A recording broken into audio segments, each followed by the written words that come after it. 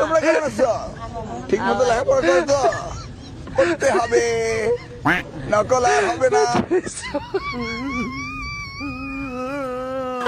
শুরুতেই 2026 ব্যাচের যেগুলা ভাই বোনেরা আছেন আপনাদের জাহান্নাম কামনা করে প্রথমেই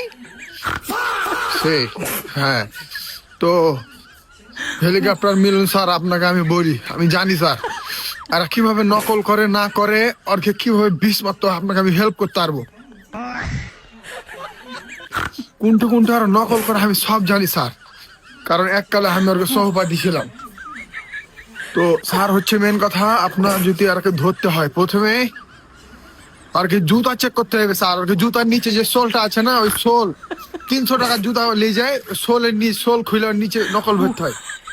তারপরে ভিতরে চুল টুল আর কি বলার ভিতরে ভরে। আর জানলা মাল্লার সাইডে, এটা তো আপনার আবার জানা আছে, জানলা মাল্লার সাইডে দেখা যাচ্ছে নকল টকল দেখে ভক্কর ফেল দেয়। আর পেখানা, ইম্পর্টেন্ট পেখানা স্যার, পেখানাতে একটা নির্দিষ্ট লোক ছুতে হবে, যে যখন কেউ ঢুকবে ওকে চেক করে ঢুকাবে, যখন বার হবে চেক করে বাইর করবে, কারণ পেখানার নিরাপত্তা দেওয়া যাবে না।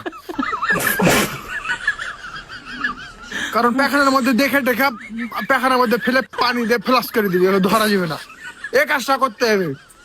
আর হ্যাঁ, তোমরা যারা 26-এ পরীক্ষা দিবে, তোমার মা বাপ কিন্তু কই দিয়েছে ফেল করলে রিস্কাওয়ালার সাথে বিয়ে দিব।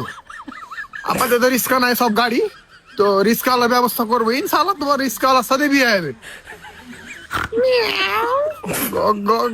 তোমাকে রিস্কাওয়ালার সাথে বিয়ে হবে, কারণ এবার আর চুদলিং পং হবে না। রেডি হয়ে যাও রিস্কাওয়ালাকে বিয়ে করার লাগে। আলহামদুলিল্লাহ যে একটা শিক্ষামন্ত্রী পেয়েছি, একেবারে গক গক করে দেবে সব।